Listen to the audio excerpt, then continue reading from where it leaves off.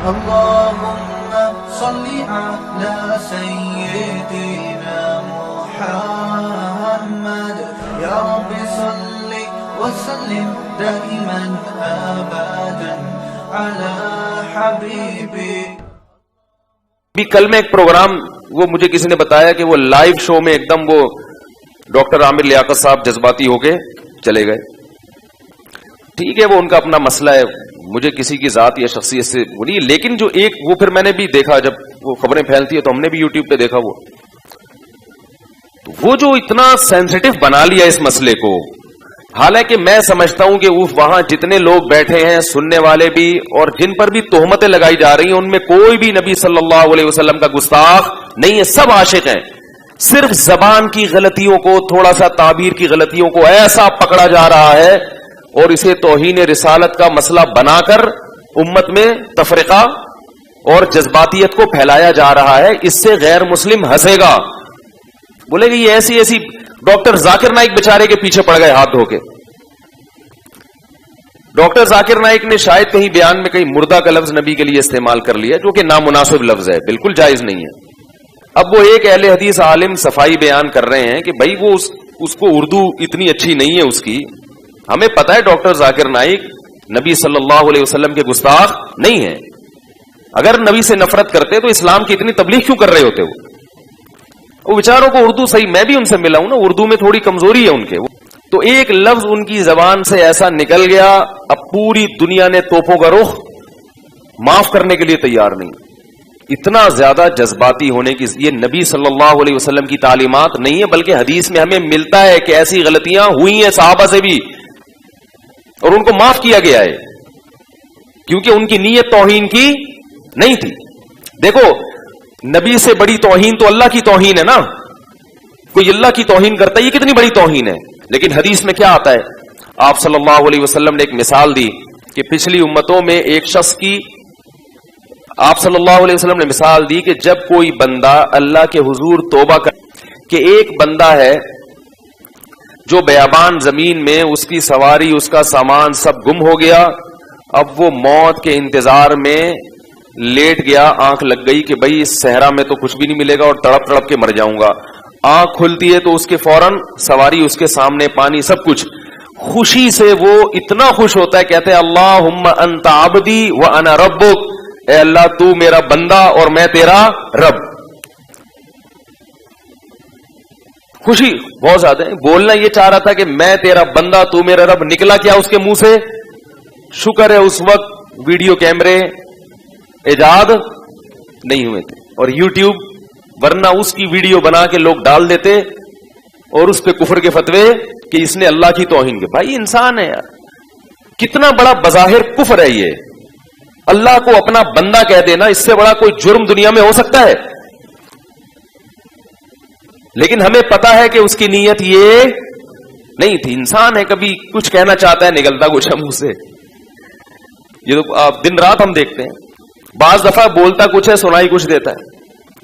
تو یہ ہماری جو حواس ہے نا, یہ انسان کے حواس ہیں, اس میں بہت غلطیاں ہوں گی, بہت کچھ الٹا پلٹا ہوگا, بہت کچھ غلط ہوگا.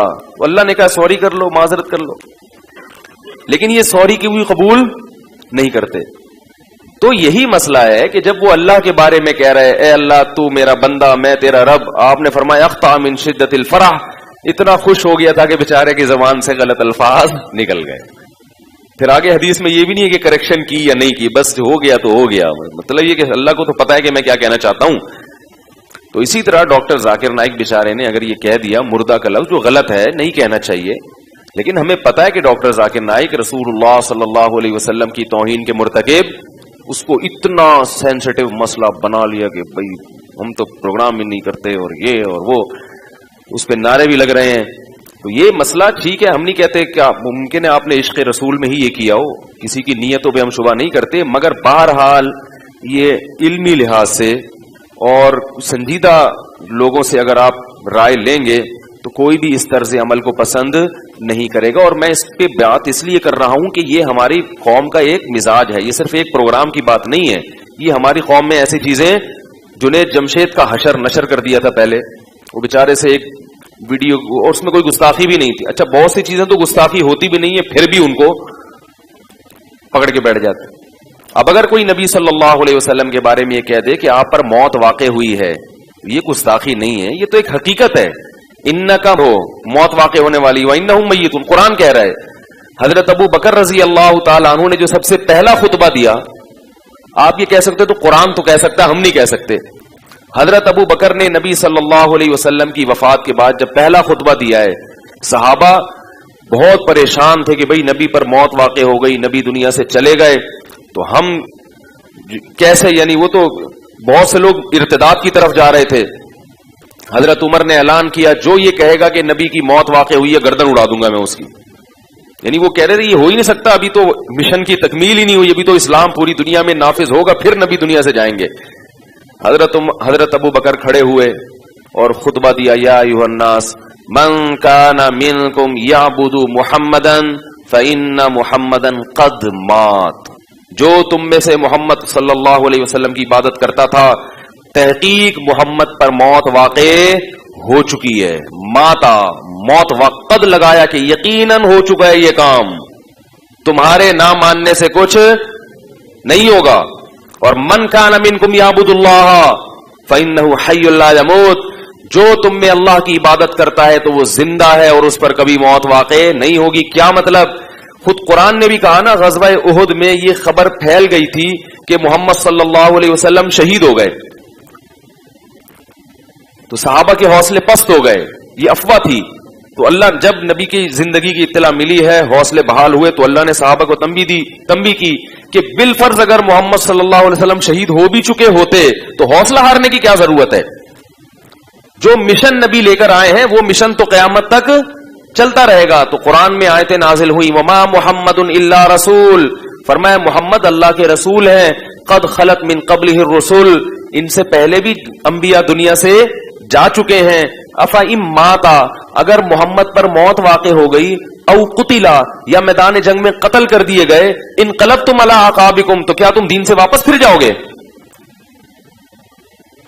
क्या मतलब? अगर ये काम बिलफर्ज हो भी गया, आप खुद से आप पर मौत वाक़े हो जाए या आपको कत्ल कर दिया जाए, तो तुमने दीन से वापस, तो भाई इस्लाम के साफ सुथरे अकायद हैं, उसको ज्यादा पेचीदा मत बनो। हां, ये अलग बात है कि दुनिया से जाने के बाद आप सल्लल्लाहु अलैहि वसल्लम को एक आला दर्जे की बरज़खी हयात मिली है और उस हयात का ताल्लुक आपके जसद अथर से है, इस लिहाज से आपको जिंदा भी कहा जाता है। लेकिन वो जिंदगी दुनियावी नहीं है, बल्कि वो बरज़खी है, और उसका इस कब्र मुबारक से ताल्लुक भी है और जसद अथर से भी ताल्लुक है। कैसा ताल्लुक है, उसकी हकीकत क्या है, ये हम बोलो भाई नहीं जानते, क्योंकि अल्लाह ने शुहदा को हयात दी, हालांकि वो भी मौत का शिकार होते हैं, उनकी बीवियां इद्दत गुजारती हैं, उनकी विरासत तकसीम होती है। तो हमारे नबी की बीवियों ने भी इद्दत गुजारी, उन पर निकाह हराम था, क्योंकि ये नबी के तकद्दुस के खिलाफ है कि आपकी बीवियों से कोई निकाह करे, क्योंकि अल्लाह ने सबकी माएं बना दिया उनको। बाकी इद्दत उन्होंने गुजारी है, विरासत तकसीम नहीं की। क्यों नहीं की? इसलिए कि नबी ने फरमाया हम पैगंबरों की विरासत तकसीम नहीं होती। ये नहीं फरमाया कि हम तुझे मरते ही नहीं है तो लिहाजा हमारी विरासत का मसला ही नहीं है, ना ना ना। फरमाया नहनु माशरुल अंबिया, हम जो पैगंबरों की जमात है ना, ये विरासत तकसीम नहीं करते। उसकी वजह क्या है कि भाई पैगंबर सिर्फ इल्म की विरासत है पैगंबरों की, ताकि उनके माल पे लोगों की नजर ना हो। तो इसलिए ये जो चीजें हमारे यहां मुआशरे में जज्बा, अमल के लिहाज से मुसलमान जीरो होता जा रहा है। शर्त ईमा मुस्तफा से वालेहाना प्यार है। कितना प्यारा शेर कहा शायर ने कि ईमान की शर्त क्या है कि मुस्तफा से वालेहाना प्यार हो। आगे प्यार की डेफिनेशन जो शायर ने की है ना, वो क्या है? वो ये नहीं कि प्रोग्रामों का बाइकआउट करो। उस अहले हदीस आलिम का बेचारे का, मैं कभी कभार, अभी तो मैं नहीं देखता था, एक दो दिन से मैंने देखना शुरू किया, तो वो हर आदमी, कभी कोई डॉक्टर जाकिर नाइक के पीछे पड़ा हुआ है, कभी मैं नहीं जानता हूं अहले हदीस आलिम को, कहीं मुमकिन है उन्होंने भी कुछ कोताहियां की हो या नहीं की हो, मुझे नहीं पता। लेकिन मैं एक दो प्रोग्राम मैंने देखे तो मुझे अंदाजा हुआ कि मामला किस गड़बड़ है। ठीक है, मामला क्या चल रहा है? खाम खमे पीछे पड़ गए हो एक ऐसी चीज के जिसकी कोई हकीकत नहीं है। मुफ्ती तारिक मसूद साहब के बयानात सुनने के लिए youtube.com/मुफ्ती तारिक मसूद को सब्सक्राइब करें। और अगर आप लाइव वीडियो को कभी भी मिस नहीं करना चाहते हैं तो सब्सक्राइब करने के बाद बेल आइकन पर क्लिक करना मत भूलें।